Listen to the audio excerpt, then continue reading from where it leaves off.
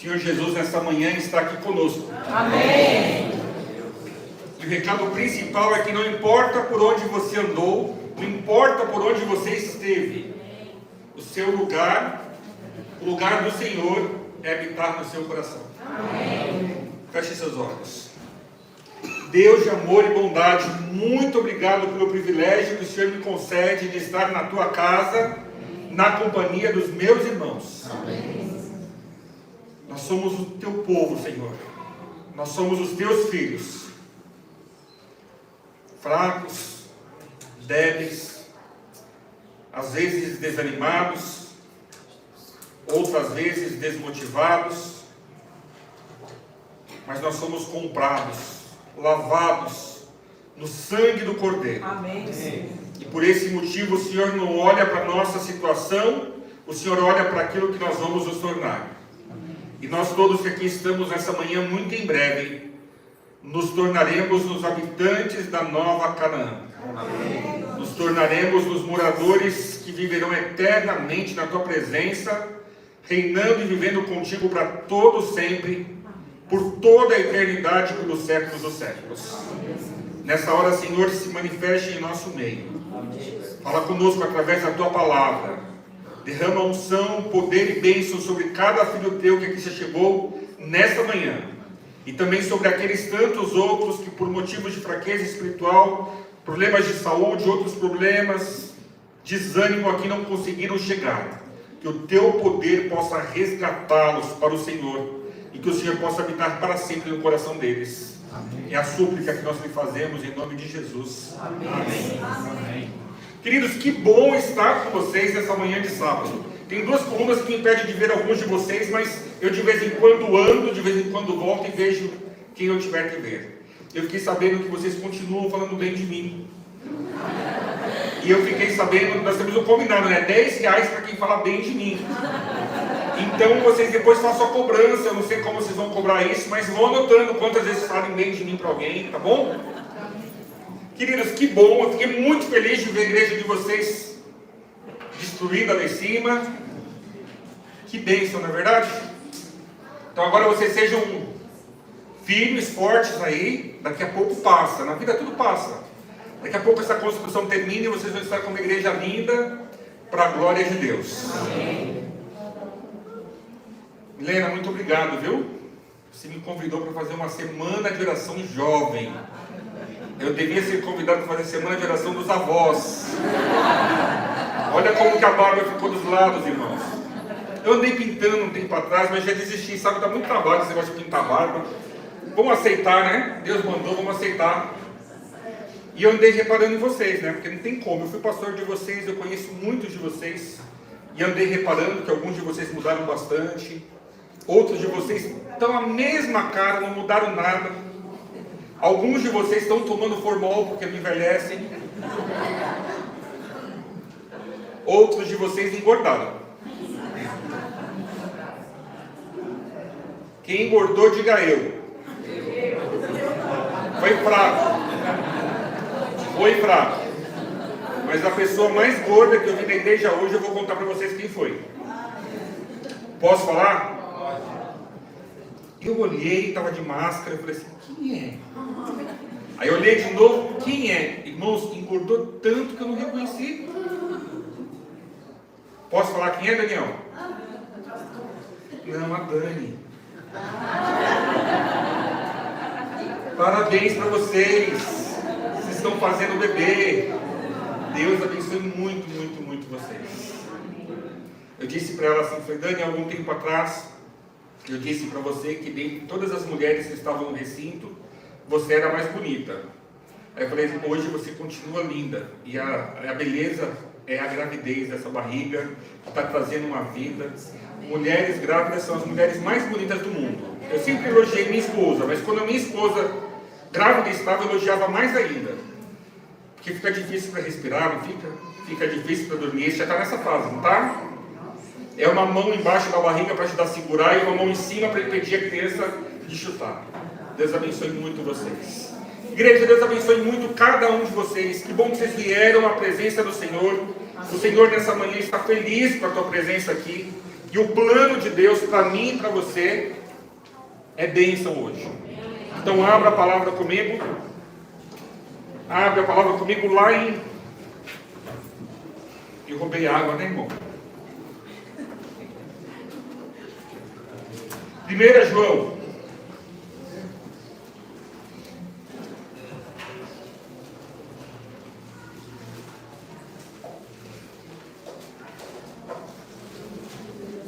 Enquanto vocês vão abrindo aí no final da Bíblia,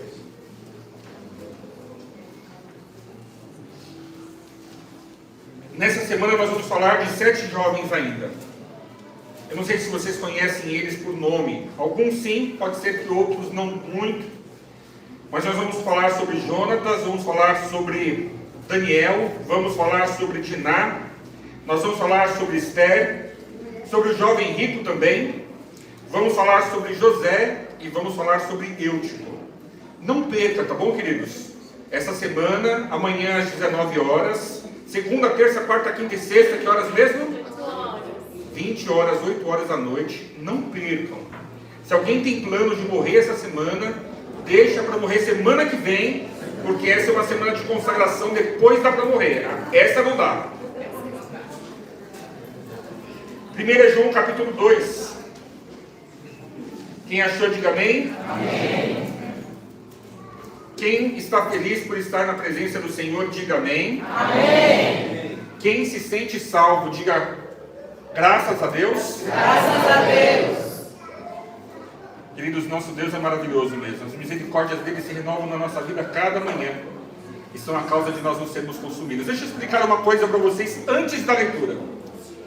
Os próximos versos que eu vou ler da Bíblia são destinados a 3 grupos de pessoas. Ora a Bíblia fala sobre os filhinhos, ora fala sobre os jovens, ora fala sobre os pais. E talvez você, quando leu isso a vida toda, sempre ficou confuso nessa leitura, pensando assim: não, essa parte aqui é só para os pais, não, essa parte aqui é só para os jovens, e essa aqui é para os filhinhos. Quem será que são os filhinhos? Deixa eu dizer para vocês um detalhe. Essas 3 expressões usadas por João não se referem a aquilo que nós entendemos por pais. Para a nossa cabeça, quando a gente pensa em pais, é quem? Quem tem algum filho. Quando fala de jovens aqui, a gente pensa em quem? Quem tem de 14 a... Quantos anos que é jovem ainda? É de 14 a quantos, irmãos?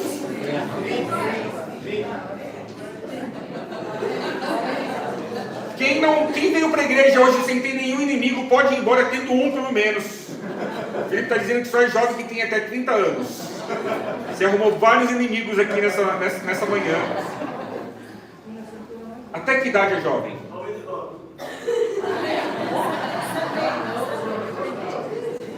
A Organização Mundial da Saúde fala que é jovem até 24 anos, 11 meses e 29 dias. Essa é a definição da Organização Mundial da Saúde. A Igreja Adventista votou agora recentemente, no último concílio, diferente disso.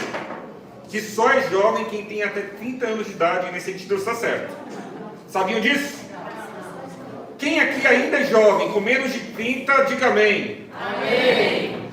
Quem já passou de 30, diga misericórdia. Misericórdia. Nós estamos na misericórdia mesmo, mas vai dar tudo certo, que no final eu vou salvar o negócio. Agora, aos olhos de Deus, você é jovem para sempre. Porque a velhice que nós enxergamos uns nos outros, não é cabelo branco, barba branca, barriga para fora da calça, esse tipo de coisa vai ser tudo transformado na glorificação. No piscar de olhos, irmãos, vai ser no estalar de dedos. Você vai ficar 0 quilômetro de novo. E quando você voltar a ficar 0 quilômetro, você vai ser o quê? Jovem. Então receba a informação de que você é jovem. Se você já tem mais que 99 anos de idade, você é jovem. E você para sempre vai ser jovem. Glória a Deus por isso. Então, quando eu ler pais, quando eu ler filhinhos e quando eu ler jovens, é tudo para nós todos, tá bom? Filhinhos, eu vos escrevo porque os vossos pecados são perdoados por causa do seu nome. Amém, queridos? Amém. Quem aqui é pecador? Mas o que aconteceu com os nossos pecados? Graças ao nome de quem? Obrigado, Jesus, por perdoar os nossos pecados. Amém. Continua a leitura. Pais, eu vos escrevo porque conheceis aqueles que existem desde o princípio. Quem que existe desde o princípio? Desde sempre, o Pai, o Filho e o Espírito Santo existem, sem sombra de dúvidas. Jovens, eu vos escrevo porque tendes feito o quê? O que os jovens fazem? Como que os jovens vivem?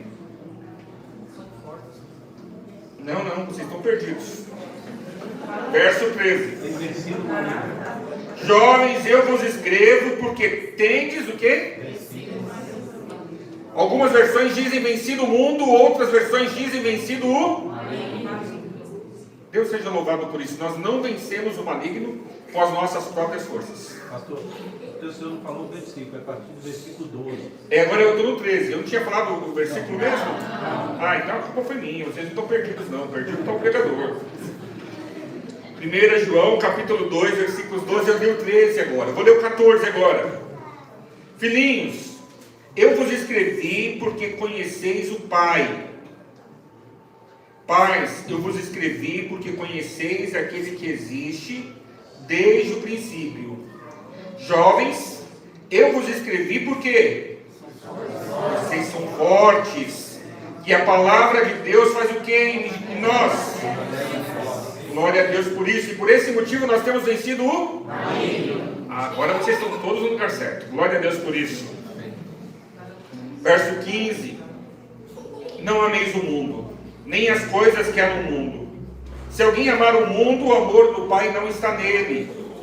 Porque tudo que há no mundo, a concupiscência da carne, a concupiscência dos olhos e a soberba da vida, não procede do Pai, mas procede de quem? Do mundo. Ora, o mundo passa, bem como a sua concupiscência. Aquele, porém, que faz a vontade de Deus permanece. Glória a Deus por isso. Quando garoto, eu cresci morando ao lado de duas fazendas. Uma fazenda era uma fazenda adventista, lá em Cotia. O lugar chama-se Centro de Treinamento. Só esse é o nome. Vocês conhecem? Quem aqui conhece? Só o Saul já esteve lá, que trabalha na Paulistana. É um lugar lindo que tem aqui na Granja Viana, quilômetro 25 da Raposo Tavares. E eu cresci de frente para aquele negócio. E do outro lado, fazendo divisa com aquela fazenda, tem uma outra fazenda que está lá até hoje. Fazenda da Igreja Católica, conhecida como Pequeno Cotolengo de Dom Orione. E nesse... Alguém conhece? Alguns já foram lá. Eu estudei lá até os meus 12 anos de idade. E isso fez muita diferença na minha vida, porque na sala de aula que eu estudava, metade das crianças eram saudáveis e a outra metade das crianças eram especiais. Quase sempre deficiência ou física ou deficiência mental. E isso foi um diferencial na minha vida. Acho que desde sempre eu entendi que não importa quem você seja, você merece ser amado. Não importa o que você tenha, você merece ser amado. Não importa se você é enfermo ou se você é são, você merece ser amado. Isso fez muita diferença na minha vida. Mas eu não quero falar de coisas boas da minha infância, eu quero falar de uma coisa muito errada que eu fazia quando eu era garoto. Nessa fazenda católica havia uma plantação de goiaba. Aquela goiaba boa que vem com carne. Você já deve ter comido goiaba com carne em algum momento da sua vida. Já comeram? Quem já comeu goiaba com carne? Olha lá, eles dizem que não. Goiaba com carne, uma carne branca. Mas alguém já comeu aquilo alguma vez? Não. Tá, vou perguntar diferente, que vocês estão se fazendo de difíceis. Quem aqui já comeu goiaba tirada do pé? Levanta a mão para eu saber. Tudo comeu goiaba com carne, gente. Para de se enganar. E como é gostosa a goiaba com carne desses pés que a gente arranca na hora, fresquinha. E se a goiaba tiver uma manchinha do lado, você pode saber que tem carne no interior. Não tem como ficar com dúvida. E a gente come mesmo assim, é bom. Só não vê, o que o olho não vê, o coração não sente. Então você vai comendo de um jeito que você não viu. Não viu? Tudo bem. E eu gostava muito de pular no muro dessa fazenda, que ficava assim a 200 metros da minha casa, esse muro. Eu pulava o muro e ia lá comer goiaba. Não era roubar, porque roubar se eu estivesse trazendo para poder comercializar. Eu devia ter nessa época uns 10 anos de idade. Mas nós sabíamos que havia um perigo em comer a goiaba lá do Cotonengo. O perigo não era a carne. Era carne também, mas era uma carne viva. Na mesma fazenda tinha uma criação de gado. E era um gado bravo. Eram bois muito violentos.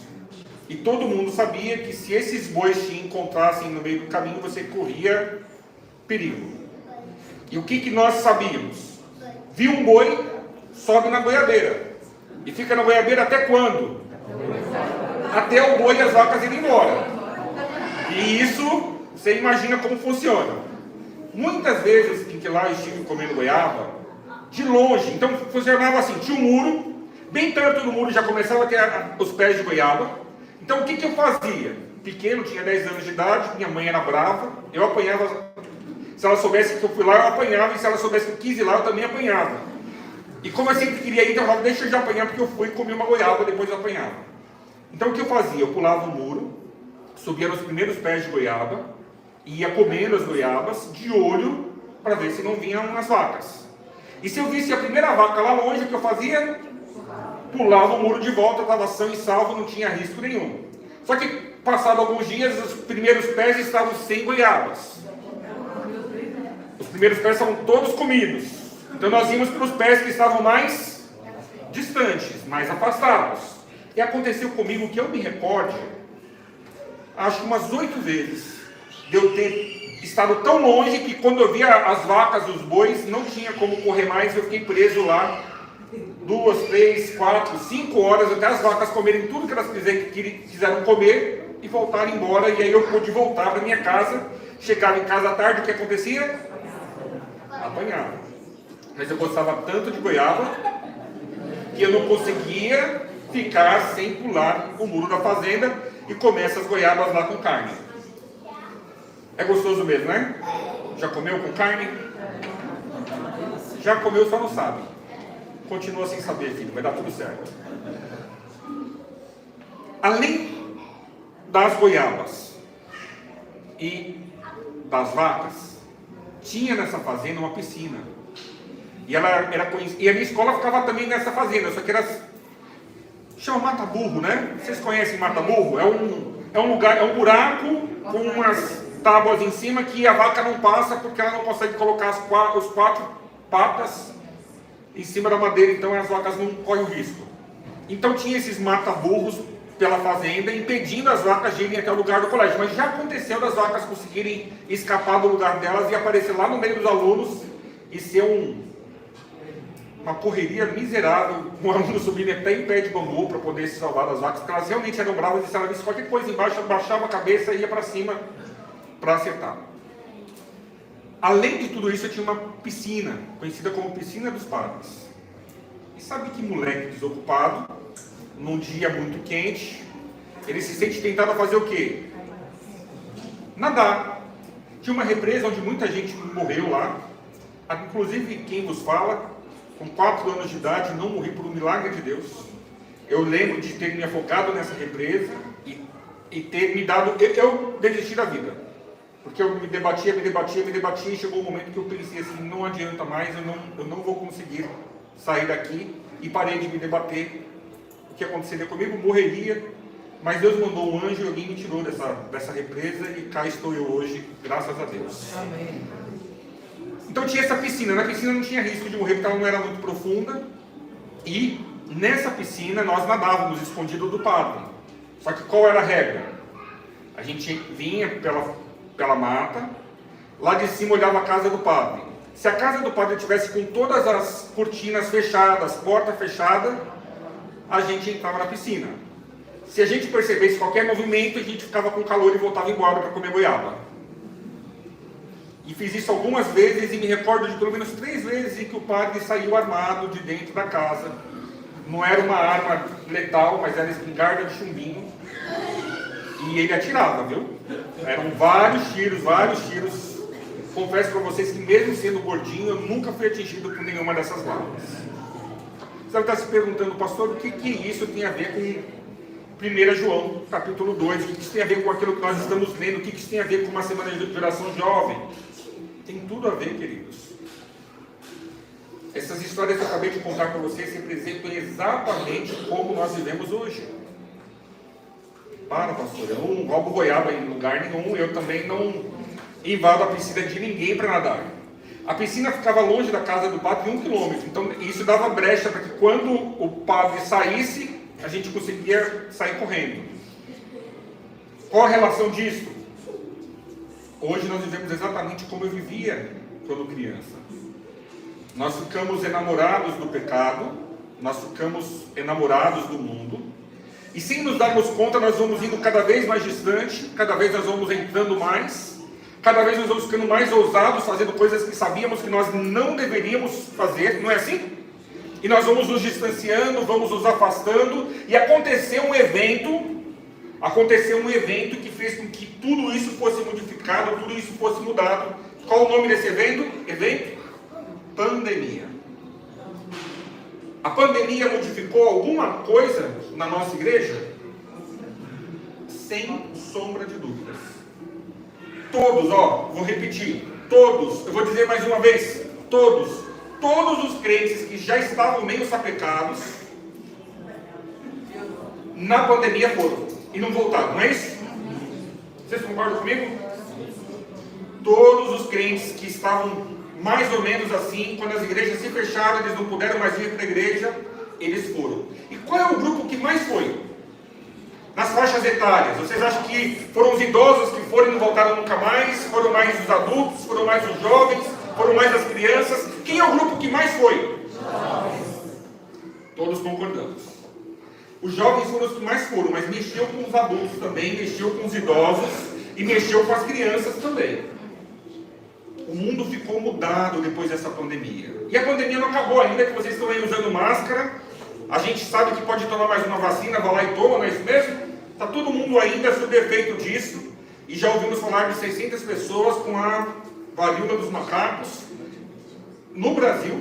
E nos perguntamos, será que isso vai virar também uma pandemia? Será que isso vai se espalhar? E daqui a pouco nós vamos ter amigos nossos com varíola dos macacos? E talvez alguns pensem, não, isso é doença que vai pegar só os homossexuais, assim como acreditava-se que a AIDS na década de 80 também atingiria somente os homossexuais. Leve engano. Um vírus sempre vai ser um vírus, e ele vai se estender, e todo tipo de gente corre o risco de pegar. Não tem distinção, não tem escolha de classe social ou de preferência sexual, nada disso. E aí, queridos, onde entra tudo isso? Se os jovens se debandaram, se a igreja deu uma esmorecida, e nós estamos vivendo em que momento da história do mundo? Me ajude quem é mais estudioso da Bíblia. Quando você estuda a Bíblia e lê lá na Bíblia sobre o momento que nós estamos vivendo, o que a Bíblia fala aqui? Qual o nome que a Bíblia dá para esse momento que nós estamos vivendo agora? Alguém falou fim dos tempos. Outra expressão que vocês usaram aí. Tempo do fim. O que mais? Igreja de Laodiceia, a última igreja. Tempo da sacudidura. O que mais? Todo mundo concorda que nós estamos vivendo neste momento da história? Por que eu posso dizer que o momento da história que estou vivendo agora é o fim dos tempos? Como que eu posso dizer um negócio desses? Quem sou eu para dizer isso? A Bíblia diz que é os sinais, pode ser os sinais. A Bíblia aponta os sinais desse tempo. Daniel fala de forma bem clara a respeito do fim dos tempos. E o próprio Jesus Cristo fala também quais sinais haveriam do tempo do fim. E nós hoje vivemos no tempo do fim. E enfim, uma pergunta. Como ser jovem de 0 a 100 anos, ou até 200, no tempo do fim? Esse texto que eu acabei de ler para vocês, ele tem de forma sintetizada o resumo do que Deus espera de mim e de você. Quando a Bíblia fala pais, filhinhos e jovens, a distinção que ela está fazendo aqui é do tempo de conversão. Quem são os filhinhos? São aqueles que são convertidos há menos tempo. E por serem convertidos há pouco tempo, ainda estão suscetíveis aos ataques e engodos de Satanás. Quem são os jovens? Os jovens são aqueles que já estão servindo a Deus há algum tempo, mas não tanto assim, mas já são mais maduros, já são mais fortes, e já entenderam que precisam resistir ao maligno. E quem são os pais? São aqueles que estão servindo a Deus há muito tempo, andando nos caminhos de Deus, fazendo a vontade dEle, e também preparando outros. Por isso eles são pais, porque todo pai tem filho. Não importa a sua idade, Deus deseja te usar para você gerar filhos espirituais para Ele. E isso que nós acabamos de ler aqui, nos dá assim um vislumbre de como sermos jovens no tempo do fim. Nós temos que ser fortes, nós temos que resistir o maligno. Nós temos que permitir que a palavra de Deus permaneça em nós. Nós precisamos conhecer o Pai. Nós precisamos conhecer aquele que existe desde o princípio.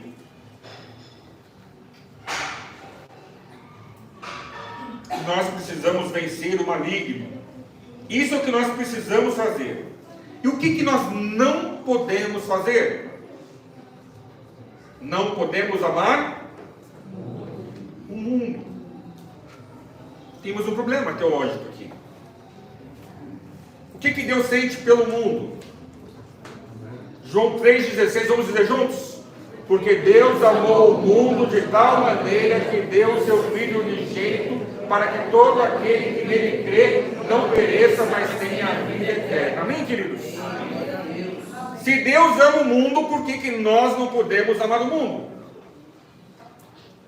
É que não é o mesmo mundo. Nós temos um mundo, que é o mundo, o cosmos.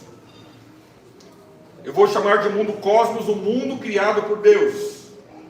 Esse mundo, nós cristãos precisamos amar? Nós cristãos precisamos protegê-lo? Nós precisamos ser protetores da natureza? Sem sombra de dúvidas. Nós cristãos amamos tudo que Deus fez e amamos a natureza também. Nós temos um outro mundo, que é um mundo composto pelas pessoas. E como são as pessoas do mundo hoje? De todo tipo. Nós temos gente boa, temos gente ruim e temos gente doida. Nós temos gente pouco doida, temos gente médio doida e temos gente muito doida. E temos gente que é tão doida que a gente tem medo de ficar perto porque a gente pode ficar doido junto. Não é o mundo, não é assim? E tem aquelas pessoas que a gente quer manter distância porque podem nos prejudicar. Tem aquelas que a gente se aproxima. Tem pessoas no mundo que a gente fala, não é minha tribo, vou ficar distante. Será que é esse mundo que nós temos que não amar? Será que o nosso problema é amar o mundo das pessoas? É este o mundo que João está dizendo para os jovens não amarem? O que vocês acham? Que não? Nós temos que amar as pessoas exatamente do jeito que elas são? Temos? Mas e as pessoas difíceis? E as briguentas? E as fofoqueiras? E as fanáticas? Não importa. Cristo morreu pelas pessoas e nós precisamos amar as pessoas. Então o mundo do qual o texto está falando também não é no mundo das pessoas. E deixa eu te falar uma coisa aqui, presta bem atenção no que eu vou te dizer. Em algum momento nós nos enganamos com relação a todo esse assunto aqui. Em algum momento nós acreditamos, inclusive nós adventistas, os evangélicos talvez de uma forma mais intensa do que nós, mas nós acreditamos que não amar o mundo é nos distanciarmos de todas as pessoas que não são de Deus. Vocês se lembram disso? Não houve um momento da vida que você se distanciou de pessoas que não eram de Deus e falou assim, essa pessoa pode me prejudicar, vou me afastar. Ah, essa pessoa tem esse costume estranho, vou me manter longe. Queridos, não está certo isso. Sabe por que não está certo? Porque o Senhor Jesus falou, vós sois o sal da terra. Vós sois a luz do mundo. Para que serve o sal se ele não está na comida? Para que serve a luz se ela não estiver no lugar alto iluminando tudo ao redor? Nós precisamos estar misturados com as pessoas, porque as pessoas são o objeto do amor de Deus. E nós precisamos aprender a nos misturarmos com todos os tipos de pessoas, sem nenhum tipo de preconceito, sem nenhum tipo de discriminação, sem nenhum tipo de intolerância. Querido, preste atenção numa coisa. A intolerância, ela é a oposta do amor. O que Deus pede para a sua igreja ser? A igreja pede para a sua igreja ser o amor. Você é intolerante com que grupo de pessoas? Você era intolerante. Porque o poder de Cristo Jesus nessa manhã vai quebrar essa intolerância. Vai mostrar para você de que você é um filho de Deus e todas as outras pessoas que existem no mundo também são outros filhos de Deus. E nós precisamos amar a todas elas indistintamente. Nós precisamos amar o bêbado, sem sombra de dúvidas. Precisamos amar o drogado, sem sombra de dúvidas. Ah, pastor, mas eu não consigo. Então peça a Deus o poder de amar todas as pessoas do jeito que elas são. O Senhor Jesus ama todas as pessoas? Tem algum tipo de distinção que Ele faz? Isso é para nós. Agora, o que é esse mundo que a Bíblia diz?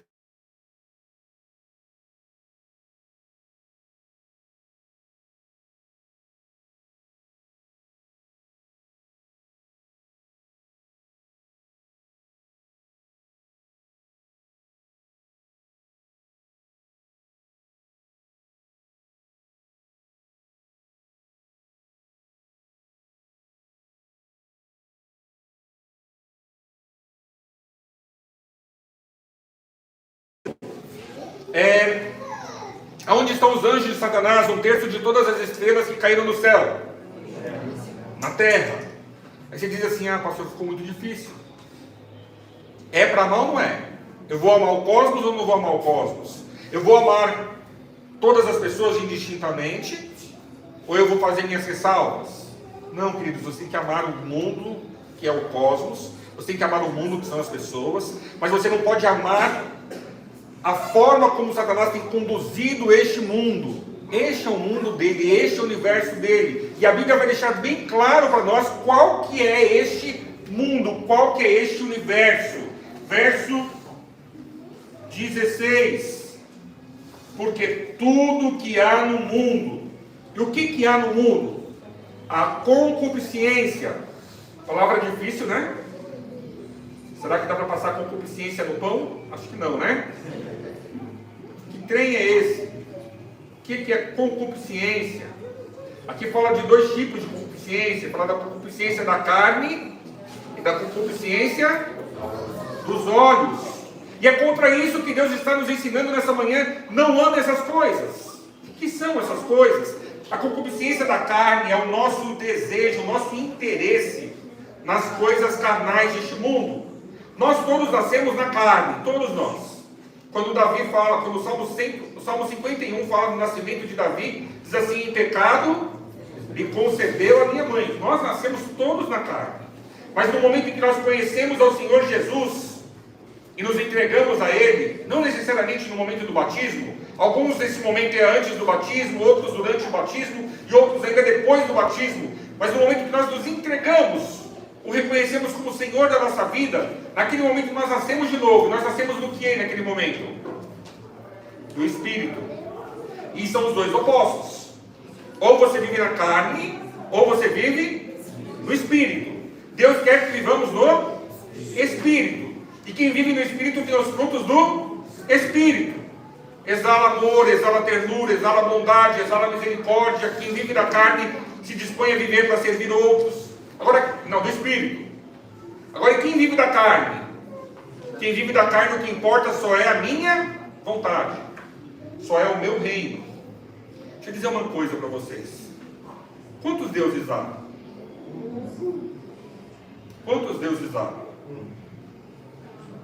Um só. Verdadeiro, um só. Eu posso dizer que existem deuses falsos? Sim. Você sabe quem é o pior Deus falso de todos os deuses falsos que existem? Alguns de vocês falam Satanás, não é ele. Se vocês olharem na Bíblia, nós temos Baal, nós temos Moloque. Ajuda aí. Baal. Tem o El. São muitos deuses. Você vê no panteão grego, há inúmeros deuses também. Panteão egípcio, inúmeros deuses. Qual desses todos é o pior?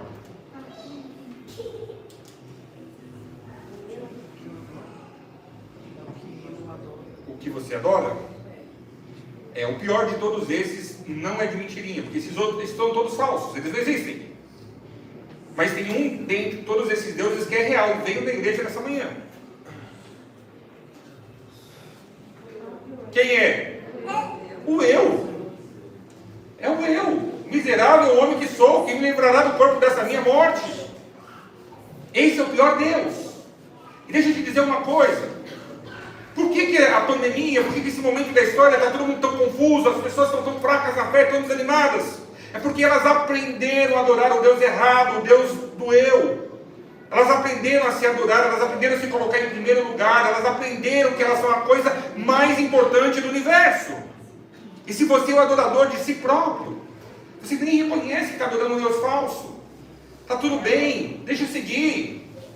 Está até para ir na igreja de vez em quando. Está até para dar um sorriso para alguém de vez em quando, fazer uma boa ação aqui, uma boa ação acolá. Queridos, isso não é suficiente.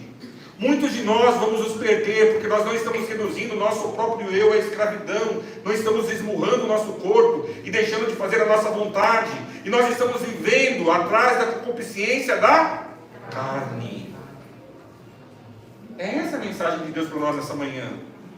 E basta você só não praticar? Não, Deus também quer de você mais. Ele quer que a sua entrega seja tão grandiosa que Ele quer que você não fique contemplando e namorando com os olhos. Olha o exemplo do adultério. Para o judeu, adultério era uma mulher deitar-se com um homem que não era o dela. Porque se um homem deitasse com uma mulher que não era dele, nem era tão feio assim. Estão me entendendo? Quando Jesus veio, o que ele fala do adultério? Só do pensamento já é adultério. Isso é concupiscência dos... Então, para aí. O que do mundo de Satanás tem sido para você hoje um problema? Qual é a concupiscência da sua carne? Qual é a coisa que você tem praticado, tem feito, o que você tem vivido, que está em desacordo com o querer de Deus para você? Identifica. Ah, pastor, não tem nada. Graças a Deus. Uma vez uma senhorinha me disse: não, pastor, eu sou santo, faz muito tempo que eu não peco. Aí eu falei para a senhora: é mentirosa, porque a senhora acabou de pecar. Quem disse que não pecou, a Bíblia disse que está em pecado. Ela falou: ah, então foi só esse agora. Identifique quais são as concupiscências da carne que você tem vivido. Identificou? Espero que a lista não seja grande. Mas se for grande, o Senhor Jesus tem o poder de transformar, amém? Amém. Não tem nenhuma. Se não tem nenhuma da carne, vai ter as dos olhos. Quais são as concupiscências dos olhos? Quais são as coisas do mundo encantado de Satanás que você passa tempo olhando e admirando? Se você identificar, querido, abandone. O Senhor Jesus tem o poder de santificar o seu olhar. O Senhor Jesus tem o poder de transformar a forma como você vê o mundo. E a última das coisas é a soberba. Que tipo de soberba?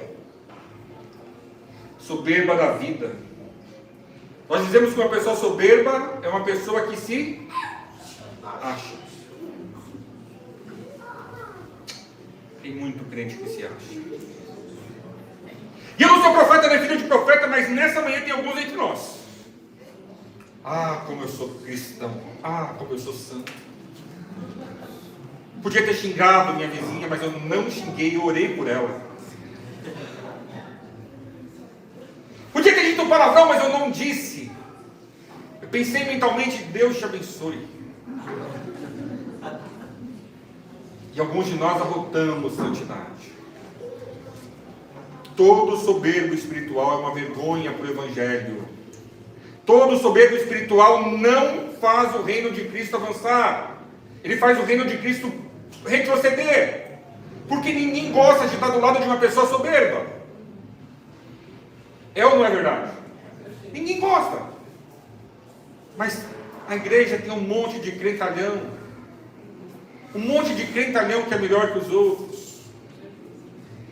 Que quando vai te repreender diz assim: sabe esse pecado que você está cometendo? Esse eu não faço. e aponta o dedo, julga, acusa. Ai, irmãos, o assunto é muito sério. Vocês se lembram de Eva? Eva primeiro foi tentada pela concupiscência dos olhos, desejou. Depois ela praticou a concupiscência da carne. E depois o que ela fez? Levou para o Adão e disse: coma que é bom. Já é agora uma evangelista do reino de Satanás. E o Adão comeu. Você se lembra de Acã? Primeiro ele desejou. Ele viu lá jogado um punhado de prata, uma barra de ouro e uma capa lindíssima. E o que ele fez? Aí ele foi para a concupiscência da carne, ele praticou. E escondeu aonde? Debaixo da barraca dele. E ele pensou: aqui ninguém vai. Isso aqui é meu. E aí Moisés chega e diz assim: povo, nós perdemos a última batalha para Ai porque alguém de vocês roubou, prevaricou nas coisas que não era para ter prevaricado. Ali era o momento de ele ter feito o quê? Moisés, fui eu dei bobeira, Moisés. Era prata demais, era ouro demais, a capa era muito bonita. Mas estou arrependido. Possivelmente não teria perdido a vida. Mas a soberba era tão grande que ele fez o quê? Boca de siri. Deus precisou fazer com que Moisés adivinhasse qual era a família. E na hora de morrer, quem morreu junto com ele, vocês lembram? Ele e toda a família. Todos pagaram pelo pecado dele. Eu tinha separado mais um, deixa eu ver se eu acho mais um que eu tinha separado aqui. Irmãos, eu estou sem saber as horas, vocês me ajudam aí, porque eu posso me empolgar e pode terminar só amanhã esse sermão. Ló, depois você me diz o horário. 11 e... está na hora de acabar. Ló, de longe ele avistou o capim bonito, pertinho de Sodoma, não foi? Aí ele falou para o tio dele: deixa eu ficar lá com as campinas. O segundo passo que ele fez, ele pegou a tenda dele e armou aonde? Dentro da cidade. Não bastava estar perto de Sodoma. Aqui está o problema do pecado. Nenhum crente sai daqui hoje para se tornar um homicida. Vai devagarzinho. O inimigo é paciente. A forma que ele trabalha conosco é bem sucedida. E ele vai nos afastando lentamente. Quando a gente percebe, a gente está perdido. Então primeiro ele olhou de longe, depois ele foi morar do lado, depois ele mudou-se para dentro. E quando ele mudou-se para dentro, olha que interessante, queridos. Ele contaminou-se com as práticas de Sodoma, sim ou não? Vamos pensar, calma, vamos pensar. Já estou julgando o coitado do Ló muito rápido. Vocês já estão querendo colocar o cidadão no fogo do inferno. Ló foi morar lá. Tem alguma prática que ele tinha cometido lá antes que a gente saiba que ele estava vivendo como sodomitas? Não. Mas na hora de ir embora, a mulher dele fez o quê? Concupiscência dos olhos. Estou deixando tudo isso para trás. Virou uma estátua de sal. E foge ele com as filhas. As filhas vivendo em Sodoma, essas sim se comprometeram. Elas tiveram um plano. Vamos embebedar o pai e vamos fazer filhos. E assim fizeram as duas. E originaram um povo que depois se tornou uma pedra de tropeço na vida do povo de Israel. Irmãos queridos, nós estamos amando o mundo. Irmãos queridos, nós estamos amando o mundo. O nosso problema é a concupiscência da carne, é a concupiscência dos olhos. O nosso problema é a nossa arrogância, a nossa prepotência, nos sentirmos melhores que os outros. Quero dizer para vocês que se nós estamos de alguma forma envolvidos com o mundo, e é possível que sejamos, porque ninguém aqui é santo, em Cristo há perdão, em Cristo há salvação. Tudo que nós precisamos fazer é nos entregarmos a Ele de uma forma completa, de uma forma plena. Nós precisamos voltar ao primeiro amor. Nós precisamos voltar a ser os cristãos que nós éramos antes dessa pandemia, antes dessa pandemia. Nós precisamos voltar a sermos os cristãos que nós éramos lá no nosso primeiro amor. Nós estamos vivendo no final dos tempos. Daqui a pouco tempo, Cristo Jesus voltará. E a mim e você só cabem duas possibilidades. Ou é o fogo eterno ou é a vida eterna. Quem aqui é louco para escolher o fogo eterno? Se ninguém vai escolher o fogo eterno, vamos escolher Jesus hoje. Vamos nos entregar ao Senhor Jesus hoje. Vamos realizar uma entrega completa, uma entrega verdadeira. E João termina dizendo: ora, o mundo passa. Sabe tudo aquilo que brilha no mundo hoje? Tudo isso vai passar. Nada disso vai ser para sempre. O único que é eterno é Deus. E a Bíblia termina dizendo, esse texto bíblico termina mencionando assim: agora aquele que faz a vontade de Deus. O que acontece com este? Ele permanece por quanto tempo? Deixa eu perguntar para você, eu tenho que fazer um apelo. Você quer permanecer para sempre? Nós vamos ouvir uma mensagem musical agora. Enquanto nós ouvimos essa música, se você sente, o apelo vai ser direto, tá bom? Se você sente que as concupiscências da carne, dos olhos, ou mesmo a arrogância, se sentir mais, tem te atrapalhado nessa sua busca por Deus, eu quero convidar você para que no lugar onde você está, você se coloque em pé e diga assim: Senhor Jesus, sozinho eu não consigo, mas eu quero o teu poder na minha vida.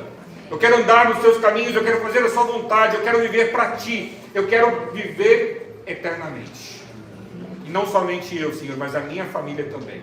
E aqueles que se colocarem em pé nessa manhã, estarão se colocando em pé por si e pela família. Deus te abençoe.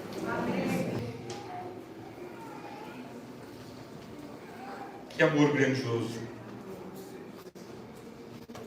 Obrigado porque o Senhor nos amou primeiro.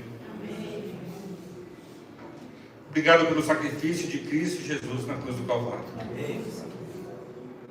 Obrigado, Senhor, por esses momentos que passamos na Tua presença. Nós todos aqui estamos e reconhecemos que precisamos do Teu poder em nossas vidas. É possível, Senhor, que o inimigo tenha nos levado para longe. É possível que nos últimos anos tenhamos nos esquecido de todas as Tuas promessas, da Tua salvação, dos Teus planos maravilhosos para as nossas vidas. Eu sei, Senhor, às vezes nós nos perdemos dentro de nós mesmos. E nós passamos a acreditar que o que importa é a nossa vontade, é o nosso desejo. E ao invés de Te reconhecer como o único Deus, Criador dos céus e da terra, nós infelizmente nos colocamos neste lugar. E andamos distantes, andamos longe, andamos em desobediência ao Teu querer. Mas nós queremos Te agradecer porque nessa manhã o Senhor nos trouxe para esse encontro contigo. Nós queremos declarar que só o Senhor é o Deus das nossas vidas. Amém. Nós queremos reconhecer que tudo que há de bom em nós provém das Tuas mãos. Queremos pedir ao Senhor para que tenha misericórdia de cada um de nós, nos ajudando a não amarmos o mundo, Senhor.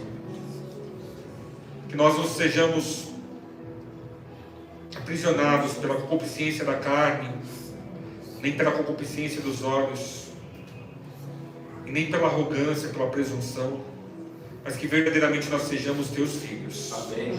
Leva-nos em paz agora para os nossos lares, para um restante de sábado muito feliz e abençoado na Tua presença. Amém, Senhor.